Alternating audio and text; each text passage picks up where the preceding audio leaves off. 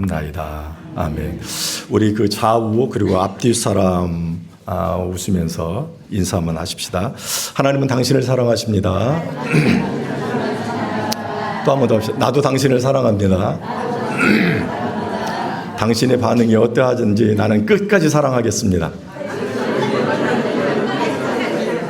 중간 잊어먹고 나는 끝까지 사랑하겠다고 한 번 더 하십시다. 말씀으로 꼭 은혜 받읍시다. 영국의 작가 다니엘 디포라고 하는 사람이 있어요. 이 사람이 세계적으로 베스트셀러를 졌는데 그 책의 이름이 로빈슨 크루소라고 하는 책입니다. 이 책이 유명한 만큼 이 책에 대한 내용이 세계로 많이 알려져 있습니다. 내용을 보면 로빈슨 크루소라고 하는 이 사람이 배를 탔는데 그 배가 파손이 되게 되었고 그 배에 탔던 모든 사람들이 죽게 되었습니다. 그런데 그는 홀로 살아남게 되었고 무인도에 이르게 되었고 이 무인도에서 28년 동안 그가 생존을 하다가 극적으로 구조를 받게 되었습니다. 그가 어떻게 해서 아무도 없는 무인도에서 28년이나 홀로 살 수가 있었을까요? 그의 정신력은 어디에서 나온 것일까요? 이 책에서 그렇게 얘기합니다. 한마디로 감사하는 마음에서 나왔다 이렇게 말씀을 합니다. 그는 왜 하필이면 내게 이런 불행한 일이 생겼단 말인가 이렇게 생각하지 않았습니다. 그는 다른 사람들은 다 죽었지만 그래도 자기는 죽지 않고 살아남았다는 사실 한 가지만으로도 그는 감사했습니다. 아무도 없는 무인도였습니다. 그러나 그는 따먹을 수 있는 과일이 있다는 사실만으로도 감사했습니다. 아무 데서도 옷을 구할 수가 없었습니다. 그러나 그는 옷을 입지 않고서도 얼마든지 살아갈 수 있을 만큼 날씨가 따뜻하다는 사실에 감사했습니다.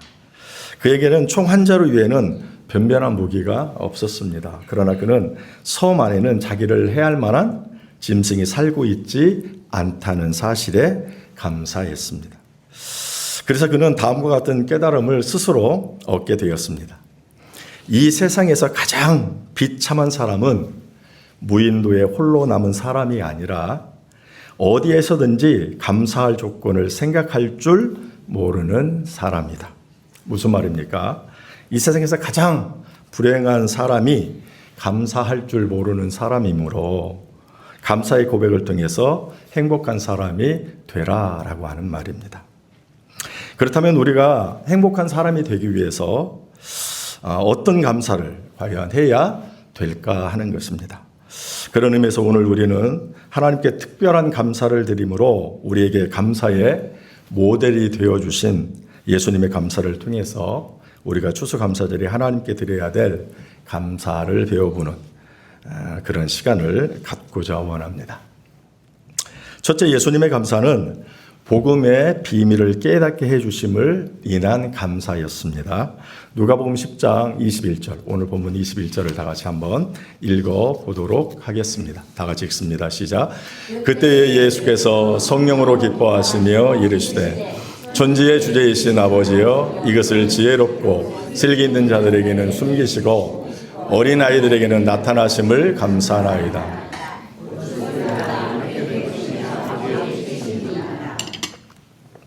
예수님께서 방금 읽은 말씀을 보게 되면 예수님께서 하나님께 감사를 드렸는데 감사의 내용이 뭐냐? 진리를, 복음을 깨닫게 해 주심을 감사하고 있다는 것입니다. 오늘 본문이 있는 10장 1절 말씀을 보게 되면 예수님께서 70인의 제사를 세우시고 그 70인의 제자들을 둘씩 짝을 지어서 각동, 각처로 이제 복음을 전하도록 그렇게 하셨습니다. 이들이 예수님의 명령을 받고 이제 다 흩어져서 복음을 증거하게 되었고 복음을 다 증거한 후에 이제 다시 예수님에게로 돌아왔습니다. 예수님에게 돌아온 그들이 엄청나게 흥분을 했습니다. 무엇 때문에 흥분을 했는가 할 때 자신들이 예수님의 이름으로 귀신들을 내어 쫓았기 때문에 그렇습니다. 웬만한 사람은 귀신을 내어 쫓는 일을 할 수 없는데 자신들이 그 웬만한 사람이 할 수 없는 그 일을 자신들이 했다는 것입니다. 사탄이, 귀신이 자신들에게 굴복하더라는 거예요. 그래서 얼마나 기쁜지, 자기 자신들이 얼마나 자랑스러운지, 그래서 막 그들이 막 흥분을 하게 되었습니다. 그런 그들에게 예수님께서 귀신들의 세력이 왜 너에게 굴복할 수밖에 없었는가 하는 그 이유를 예수님께서 설명해 주셨습니다. 예수님께서는 귀신들의 굴복의 의미가 무엇인지 모르는 제자들에게 귀신들이 너에게 굴복한 것은 사탄의 계속적인 패배를 의미하는 것이다, 이렇게 말씀해 주었습니다. 또 사탄의 하수인인 역할을 하는 귀신들이 제자들에게 너희들에게 패한 것은 이미 내가 너희에게 사탄을 제어하는 권세를 주셨기 때문이다 라고 말씀해 주었습니다. 더 나아가서 사탄의 세력인 귀신들은 예수님의 제자를 해야 할 권세가 없음을 이제 예수님께서 말씀해 주셨습니다. 그러면서 결론적으로 제자들이 정말로 중요하게 생각해야 될 것이 무엇인가를 말씀해 주었습니다. 그냥 내가 너에게 주신 이 권세로 이 귀신들을 굴복시킨 거, 막 그것 때문에 너희가 막 흥분해야 될 것이 아니라, 막 그것 때문에 감동해야 될 것이 아니라 다른 것 때문에 너희가 감동하고 감격해야 된다라고 말씀해 주었습니다. 그게 뭐냐라고 할 때 그들의 이름이 하늘에 기록된다라고 하는 그 사실 때문에 너희가 기뻐해야 된다는 것입니다. 다시 말하면 너희들이 단순히 귀신들을 물리친 것, 그 사실 때문에 기뻐하는 게 아니라 너희가 귀신 들린 사람들을 그 사람들의 몸속에서 쫓아내고 또 그들에게 주의 복음을 증거하였는데 너희가 증거한 그 복음을 통해서 그들이 예수님을 믿고 구원을 얻게 되었다라고 하는 이 사실 때문에 너희가 기뻐해야 된다. 천하보다도 귀한 한 생명을 너희가 구원한 그 사실, 그 구원받은 그 사람들의 이름이 하늘나라의 생명책에 기록되어 있는 그 사실, 그것 때문에 너희가 더 기뻐하고 즐거워해야 된다. 그런 사실을 더 귀하게 생각해야 된다라고 주님이 말씀해 주셨습니다. 그리고 오늘 읽었던 이 말씀 21절 말씀에 따라서 주님께서 감사 기도를 드렸다는 것입니다. 오늘 읽었던 말씀을 보면 그때에 예수께서 성령으로 기뻐하시며 그 다음에 뭐라고 말씀합니까? 천지의 주제이신 아버지여 이것을 지혜롭고 슬기 있는 자들에게 숨기시고 어린 아들에게 나타나심을 감사합니다. 그렇게 가르쳐 주신 다음에 예수님이 뭔 기도를 했어요? 감사 기도를 했던 것을 볼 수가 있습니다. 여기 읽어보게 되면 아버지께서 이것들, 곧 앞에서 예수님께서 말씀하신 사실들을 지혜롭고 총명한 자들에게 숨기시고 70인과 같은 어린 아이들에게 계시하셨다 하는 이 사실로 인하여 예수님이 감사했다는 것입니다. 즉 지혜롭다고 생각하는 자들이 깨닫지 못하는 말씀의 비밀을 교육의 혜택을 별로 받지 못했던 제자들이 깨달았어요. 그것이 예수님의 입장에서는 너무너무 좋았어요. 그래서 하나님 앞에 감사 기도를 했다라고 하는 그러한 사실입니다. 23절, 24절 한번 다 같이 우리가 읽어보도록 하겠습니다. 23절, 24절 다 같이 읽습니다. 시작. 제자들을 돌아보시며 조용히 이르시되 너희가 보는 것을 보는 눈은 복이 있도다. 내가 너희에게 말하노니 많은 선지자와 임금이 너희가 보는 바를 보고자 하였으되 보지 못하였으며 너희가 듣는 바를 듣고자 하였으되 듣지 못하였느니라. 예수님께서 23절, 24절 말씀을 보게 되면 특별히 23절 보면 제자들을 돌아보시며 조용히 이르시되 예수님께서 제자들에게 뭐라고 말씀하셨느냐? 뭐래요? 너희가 보는 것을 보는 눈이 복이 있도다. 너희의 눈이 뭐예요? 복되도다. 이렇게 이야기를 하고 있습니다. 왜 너희의 눈이 복된가? 그 이후에 보게 되면 구약의 많은 선지자들과 그리고 왕들이 보기를 원했어요. 근데 그들은 보지 못했다는 거예요. 그런데 너희는 그것을 봤다는 거예요. 또 보는 것뿐만이 아니라 그 말씀을 너희가 들었다라고 하는 그러한 사실입니다. 그러면 구약의 많은 선지자들과 또 심지어 왕들 같은 이런 사람들이 막 보고 듣고자 원했는데 보지도 못하고 듣지도 못했어요. 그런데 반면에 너희들 제자들은 그것을 어떻게 했어요? 보았을 뿐만이 아니라 들었다는 거예요. 그러면 예수님의 제자들이 보고 들은 것이 과연 무엇이냐라는 것입니다. 그것은 바로 예수님의 사역을 통하여 이루어지는 구원을 봤다는 것입니다. 이것은 구약에서 약속된 구원의 실현, 이것을 예수님의 제자들이 보고 들었다라고 하는 그런 사실입니다. 그래서 그들의 눈이 바로 복되다. 너희들은 복된 사람이다. 라고 그렇게 말씀을 하고 있는 것을 볼 수가 있습니다. 요약하면 그거예요. 제자들이 막 주의 복음을 전가하고 나 같은 사람이 귀신을 내어주죠. 너무너무 희한한 일을, 천하보다 너무나 희한한 일을 경험했어요. 막 흥분했어요. 너도 했어? 나도 했는데. 야, 우리 정말 대단한 일을 한 거야. 그때 주님이 야, 그런 것도 귀하지만 그런 것으로 흥분할 일이 아니야. 진짜 너희가 흥분해야 될 일은 너희가 전한 이 복음으로 그 사람들이 구원을 받았다는 것. 그래서 그들의 이름이 하늘의 생명책에 기록되었다는 것. 너희가 천하보다 귀한 한 영혼을 구원했다고 하는 것 때문에 기뻐하고 즐거워하고 막 감사하고 감격해야 된다라는 거예요. 그러면서 기도했다니까요. 하나님, 저렇게 지혜롭다고 하는 종교 지도자들은 주의 말씀을 깨닫지 못하는데 이렇게 배우지도 못한 무식한 이 제자들, 어린애와 같은 이 제자들이 하나님의 그 큰 진리를 깨닫게 하시니 너무 감사합니다. 예수님의 감사는 뭐예요? 다른 감사가 아니고 제자들이 진리의 말씀을 깨닫게 되는 것. 이것을 감사했다라고 하는 그러한 사실입니다. 여러분, 하나님의 말씀을 들어요. 근데 모든 사람이 하나님의 말씀을 듣는다고 해서 모든 사람이 다 그 진리의 말씀을 깨닫는가? 그렇지 않다라고 하는 그러한 사실이에요. 모든 사람들이 주님께서 주의 복음을 증거했어요. 모든 사람들이 주의 말씀을 듣고 모든 사람들이 다 깨달았는가? 그래서 구원을 얻었는가? 그렇지 않아요. 요한복음 6장에 가보면 우리가 잘 아는 오병이의 기적이 있거든요.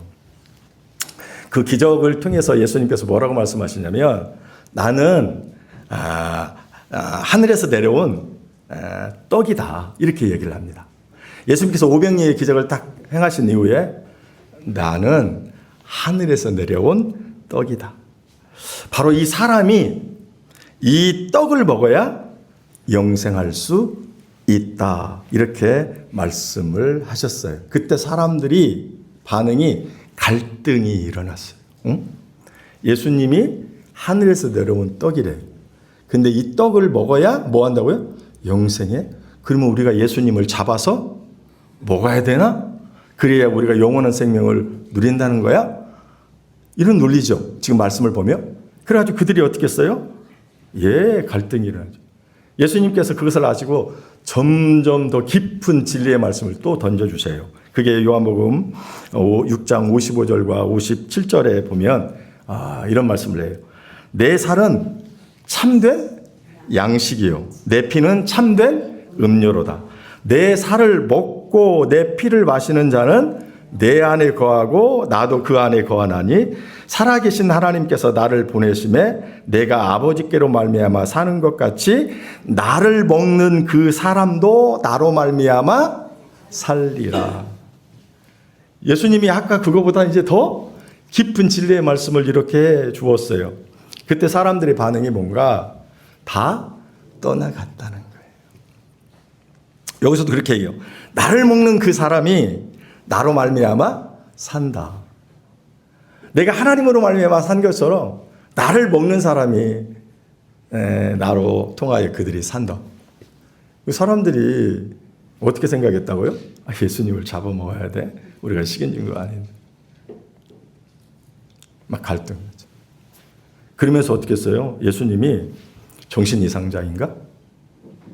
그리고 예수님을 따랐던 많은 사람들이 그 예수님의 말씀을 듣고 막 다 떠났어요. 다 돌아갔어요. 왜 돌아갔어요? 예수님이 전해주신 하나님의 말씀을 깨달았어요? 못 깨달았어요? 못 깨달았어요. 예수님의 가르침을 이해하지 못했어요. 그러니까 어떻게 해요? 다 떠나게 되죠. 예수님을 이상한 분으로. 하지만 같은 시간에 같은 장소에서 같은 말씀을 들었던 베드로는 달랐어요. 사람들이 자신을 정신병자처럼 생각하고 지금까지 자신을 따랐던 사람들이 다 떠나가거든요. 예수님이 그것을 보시고 베드로에게 또 제자들에게 이렇게 얘기해요. 너희들도 나를 떠나가려느냐? 이렇게 물었어요. 너희들도 저 사람들처럼 나를 지금 떠나가려느냐? 그러니까 제자들의 대표인 베드로가 탁 나서서 뭐라고 말씀합니까? 영생의 말씀이 여기 계시오니 내가 어떻게 주님을 떠나겠습니까? 뭘 얘기해요? 지혜롭고 똑똑하다라고 하는 많은 사람들이 방금 전에 주님이 전해주신 말씀을 들었어요. 근데 그 말씀을 깨달았을까요? 못 깨달았어요. 그래서 주님을 다 떠나갔어요. 그런데 그 많이 배운 사람들과는 비교할 수 없을 정도로 배움이 적은 사람들. 사도행전 4장에서 그들이 얘기한 대로 정말 무식한 예수님의 제자들. 그들은 주의 말씀을 듣고 깨달았을까요? 안 깨달았을까요? 깨달았어요. 영생의 말씀이 여기에 있는데 내가 어떻게 주님을 떠나가겠습니까? 여러분, 말씀을 들을 때 말씀을 듣는 모든 분들이 다 깨닫는 게 아니에요. 말씀을 통해서 막 은혜를 받고 막 감격하고 이해 다 그렇지 않아요. 사도행전 16장에 가보면 루디아라고 하는 여인이 나와요. 자주장사 루디아. 사도 바울이 아시아에 복음을 전가하려고 그랬는데 환상을 보죠. 마게도니아 사람이 손짓하면서 우리를 도우라. 그래서 그걸 깨달았어요. 아시아로 복음을 전가하는 것이 주의 뜻이 아니고 저 유럽으로 가는 게, 특별히 마게도니아로 가는 게 주께서 원하시는 일이구나. 그래서 이 마게도니아의 첫 성 빌립보에 사도 바울이 가요. 거기서 누구를 만났는가 할 때 바로 이 루디아라고 하는 여자를 만나요. 여기에서 사도 바울이 주의 복음을 증거해요. 근데 이때 루디아가 그 말씀을 깨닫게 돼요. 그래서 루디아의 집에서 교회를 시작하게 되었는데 그 교회가 빌립보 교회였어요. 사도행전 16장 14절에 이렇게 얘기해요. 루디아라 두아디라시에 있는 자색 옷감 장사로서 하나님을 섬기는 루디아라 하는 한 여자가 말을 듣고 있을 때, 이 말은 사도 바울이 전해주는 하나님의 말씀을 듣고 있을 때 주께서 그 마음을 열어 바울의 말을 따르게 하신지라. 여러분, 왜 하나님의 말씀을 들을 때 그 말씀을 깨닫기도 하고 왜 깨닫지 못하는가? 우리가 하나님의 말씀을 듣고 깨달으려면 어떻게 해야 되는가? 내가 아무리 기쓰고 노력하고 애써도 되지 않아요. 오늘 읽었던 말씀에 의하면 주께서 그 마음을 열어, 주께서 루디아의 마음을 열어 주시고 그 말씀을 깨닫게 해 주실 때 내가 그 말씀을 깨달을 수 있다라고 하는 그러한 사실이에요. 그러므로 우리가 하나님의 말씀을 듣고 그 말씀을 내가 이렇게 깨닫게 되잖아요. 이것은 누가 해주신 거라고요? 하나님이 해주신 거예요. 그러므로 나는 하나님의 특별한 사랑을 받고 있다라고 생각하셔도 돼요. 말씀을 들었는데 그 말씀이 내 안에 꽉 와닿았어요. 그 말씀이 나를 책망하는 이야기든 죄를 지적하는 말이든 위로를 주는 말이든 앞으로의 갈 길을 가르쳐주는 말씀이든 그 말씀을 내가 딱 정말 깨달았다면 그 말씀으로 내가 정말 도전을 받았다라고 하는 이 사실은 주께서 어떻게 했어요? 나의 마음을 열어서 그 말씀을 그렇게 깨닫게 해 주셨다는 거예요. 그러므로 말씀을 깨달았을 때 생각해야 될 것은 하나님이 오늘 나를 너무 사랑하시는구나. 하나님께서 나에게 정말 큰 은혜를 베풀어 주셨구나라고 생각을 해야 돼요. 우리가 무엇 때문에 무엇으로 하나님 앞에 감사를 해야 되는가? 감사해야 될 조건들이 많이 있지요. 그러나 우리가 반드시 하나 기억해야 될 것은 내가 말씀을 들었을 때 그 말씀을 깨닫게 되었다라고 하는 이 사실, 이것은 내가 하나님께로부터 특별한 엄청난 사랑을 받고 있다라고 하는, 엄청난 축복을 받았다고 하는 이 사실을 생각하면서 하나님 앞에 이 사실로 인하여 뭐 해야 된다고요? 감사해야 된다라는 거예요. 여러분, 이게 정말 중요해요. 여러분, 사도행전 2장 37절 이하를 보게 되면 이 성령 충만한 예수님의 제자들이, 특별히 베드로가 예루살렘 성에서 그 많은 사람들 앞에서요, 막 주의 복음을 열심히 준 거예요. 예수님이 십자가에 잡히시고, 그리고 예수님이 십자가에 죽으셨을 때요, 제자들은 어떻게 했냐면 집안에 박혀가지고 자신들을 잡으러 올까 해서 문을 철저하게 걸어 잠그고 있었던 사람들이. 그런데 그들이 어느 날 이 문을 활짝 열고요, 그 엄청나게 많은 사람들 앞에 딱 쓰더니 막 주님을 증거하는 거예요. 너희가 십자가에 못 박여 죽인 그 예수가 하나님께서 우리를 구원하기 위하여 보내주시겠다고 하셨던 메시아고 구원자라는 거예요. 그분을 회개하고 믿어야 구원을 얻는다고 막 담대하게 증거를 하고 있는 것을 볼 수가 있어요. 그때요, 사람들이 그 말씀을 듣고 분명히 성경에 이렇게 해요. 마음에 찔려 우리가 어찌할꼬 하며. 말씀을 듣고요, 크게 도전받아서 찔렸어. 그러면서 그러면 우리가 어떻게 해야 될까? 내가 이렇게 죄를 졌고 이 죄 때문에 내가 멸망을 받을 수밖에 없다는, 내가 멸망받지 않고 구원을 받으려면 어찌 해야 될까? 그러고서 사도 베드로에게 얘기해요. 그때 뭐라고 해요? 회개하고 예수를 믿어야 구원을 얻는다라고 얘기합니다. 근데 동일한 사건이 또 나와요. 사도행전 7장에 가보면 7장 54절 이하를 보면 스테반이라고 하는 집사님이 계세요. 초대교회에 7명의 유명한 집사님들이 있었는데 그 중에 한 분이시거든요. 그분이요, 사람들 앞에서 또 주의 복음을 열심히 증거해요. 그때 사람들이 어떤 반응인가? 마음에 찔리긴 했어요. 그리고 나타난 반응이 뭐냐? 돌을 들어서요, 스테반을 쳐서 죽였어요.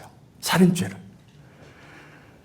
그러면 베드로가 증거했을 때 어떤 사람들은 찔려 막 회개하고 주님을 믿었는데, 영접했는데, 어떤 사람들은 막 찔려 이를 갈고 돌을 들어서 사람을 죽이는 살인죄를 저질렀어요. 왜 그랬을까요? 똑같이 말씀을 선포했는데 어떤 사람은 어떻게 해요? 깨달아요. 그 말씀으로 은혜를 받아요. 어떤 사람들은 뭐예요? 깨닫지 못하고 도리어 오해해요. 그래서 사람을 죽이는 그러한 끔찍한 잘못을 하고 있는 것을 볼 수가 있어요. 사랑하는 교회 성도 여러분, 말씀이 선포되었다고 해서 모든 사람들이 다 은혜를 받는가? 예, 목사는 말씀을 준비하고 말씀을 증거할 때 모든 분들이 다 은혜 받기를 원해요. 당연하죠. 저는 오늘 말씀을 증거하면 모든 여러분 모두가 다 말씀으로 은혜 받을 줄로 저는 믿어요. 그래서 믿고 전해요. 그런데 현실은 모든 사람들이 다 말씀으로 은혜를 받는가? 말씀으로 깨닫는가? 아니라는 거예요. 성경이 오늘 우리에게 보여주고 있어요. 이 사람들 중에 선포된 말씀을 통해서, 또는 내가 말씀을 읽고 묵상하는 가운데 주님께서 그렇게 은혜를 베푸시는 것은요, 주님께로부터 엄청난 은혜와 복을 받는 엄청난 축복이에요. 그러므로 우리가 하나님 앞에 무엇을 감사해야 되는가? 예, 앞서 말씀드린 감사할 조건들이 너무너무 많죠. 여러분, 어떤 사람들은 자신에게 가지고 있는 형편과 처지를 이렇게 보면서 내가 뭐 하나님 앞에 감사할 것이 있는가? 가지고 있는 형편, 상황 이런 것만 봐요. 또 그것으로 인하여, 없음으로 인하여, 아픔으로 인하여 막 당하는 정신적인 고통과 육신적인 고통, 또 여러 사람들과의 그래가지고 뭐 내가 이런데 뭐 하나님 앞에 감사할 수 있겠는가, 이렇게 생각하는 분들도 있어요. 근데 여러분, 말씀을 듣고요, 그냥 깨닫게 되는 것만 내가 하나님께로부터 엄청난 은혜를 받고 있다는 거예요. 그것으로 우리가 얼마든지 감사할 수 있다라고 하는 그러한 사실입니다. 여러분, 이제 시간이 다 됐어요. 제가 되게 4개를 준비했는데 오늘 하나만 했거든요. 오늘 하나만 딱 기억하십시다. 우리가 감사할 조건이 너무너무 많아요. 그 중에 하나는 우리가 하나님의 말씀을 듣고 깨닫기만 해도 내가 하나님께서 엄청난 은혜와 복을 받고 있다라고 하는 이 사실. 여러분, 이 사실로 인하여 감사하셨으면 좋겠어요. 제가 결론으로 하나만 얘기하고 왜 우리가 감사를 해야 되는가 하는 그 이유를 한번 말씀드리려고 해요. 제이 테니스라고 하는 한 설교자가 있는데요. 그분이 우리가 왜 감사를 해야 되는가 하는 감사의 이유를 이렇게 적어놓은 글이 있어요. 제가 그것을 읽어드리고 오늘 말씀을 마치도록 그렇게 하겠습니다. 당신이 많은 세금을 내야 한다면 감사하십시오. 당신에게 안정된 직장과 사업장이 있다는 말이기 때문입니다. 당신의 몸무게가 늘어 저에게 하는 거예요. 당신의 몸무게가 늘어 옷이 맞지 않는다면 감사하십시오. 당신은 먹을 것이 넉넉한 인생을 살아 오신 것입니다. 세탁할 옷이 집안 한 구석에 쌓여 있거든 감사하십시오. 당신에게는 적어도 갈아입을 옷에 여유가 있다는 뜻이기 때문입니다. 당신의 집에 대청소가 필요하다고 문고리를 갈아야 하고 창문을 갈아야 한다면 감사하십시오. 당신의 몸을 위탁할 집이 있다는 뜻이기 때문입니다. 멀리라도 주차할 공간을 찾았다면 감사하십시오. 당신에게 잠시라도 걸어갈 운동의 기회가 주어졌기 때문입니다. 당신에게 불평할 대통령이 있다면 감사하십시오. 당신은 언론의 자유가 보장된 나라에 살고 있는 것입니다. 교회 뒷자리에 앉아있는 교우의 찬송의 음정이 엉망으로 들려오고 있다면 감사하십시오. 당신의 청각은 정상이기 때문입니다. 아침에 울리는 자명경 소리가 고통스럽게 들리거든 감사하십시오. 당신이 일어나 일해야 할 하루가 기다리고 있기 때문입니다. 하루 해가 저물어 온몸이 나근하고 피곤하거든 감사하십시오. 당신은 오늘 하루를 생산적으로 최선을 다하여 사신 것이기 때문입니다. 기도하시겠습니다. 고마우신 아버지 하나님 은혜를 감사합니다. 맥주 감사절을 맞이하여 우리가 하나님께 어떤 감사를 드려야 되는지 오늘 말씀을 통하여 생각해 보았습니다. 우리가 때때로 연약하여서 우리의 가진 형편과 처지 또 우리의 가진 것 등으로 인하여서 우리가 감사할 조건이 없다라고 생각하고 감사는 고사하고 불평과 원망을 할 때가 많이 있습니다. 그런데 오늘 주님께서 우리에게 주신 말씀은 하나님의 말씀을 듣고 깨닫는 것, 그건 하나님께로부터 엄청난 은혜와 복을 받고 있다고 하는 사실이고 그것으로 인하여 우리가 반드시 하나님께 감사해야 된다라고 말씀해 주셨습니다. 하나님 우리에게 지혜를 주셔서 하나님 우리에게 감사할 조건이 너무너무 많음을 기억하고 우리가 진정 하나님 앞에 온전한 감사로 영광을 우리 드릴 수 있는 저희들 되게 하여 주시옵소서.